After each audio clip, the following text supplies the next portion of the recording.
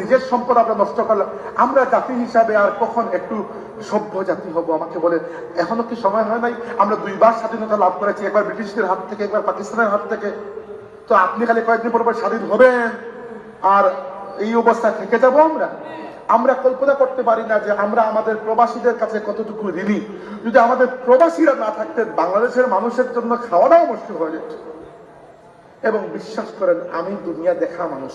আমি এতগুলো দেশে গেছি, অহংকার করে বলতেছেন আপনাদের ভাই, আমি এতগুলো দেশে গেছি, এতগুলো দেশের নামই আপনি বলতে পারবেন।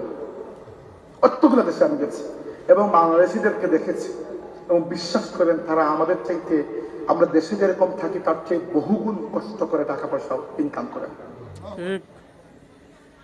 আমি ইউরোপের যতটা জায়গায় বাংলাদেশিরা আছে, প্রায় জায়গায় মসজিদ মাদ্রাসা আছে, প্রত্যেক বছর আমার দাওয়াত থাকে কতবার।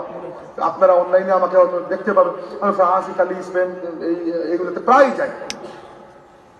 আরবের বিভিন্ন দেশে, সৌদি আরব, দুবাই, কাতার, আমাদের দেশি ভাইয়েরা কি পরিমাণ কষ্ট করে এই বাংলাদেশের অর্থনীতির টাকাকে তারা জীবন্ত রেখেছেন। আজকেই বললাম গাড়িতে বসে বসে, 2024 সালে আমাদের প্রবাসীদের পাঠানো যে রেমিটেন্স, ওইটার পরিমাণ হচ্ছে $34 বিলিয়ন। চিন্তা করেন, আমাদের $34 বিলিয়ন যদি না দেখতো তারা, যে বাংলাদেশ কি অবস্থা। তার মানে হচ্ছে এখন আমাদের আরেকটু সভ্য এবং সমৃদ্ধ জাতি হতে হবে। এবং এটা শুধুমাত্র একা খালেদা জিয়া বা শেখ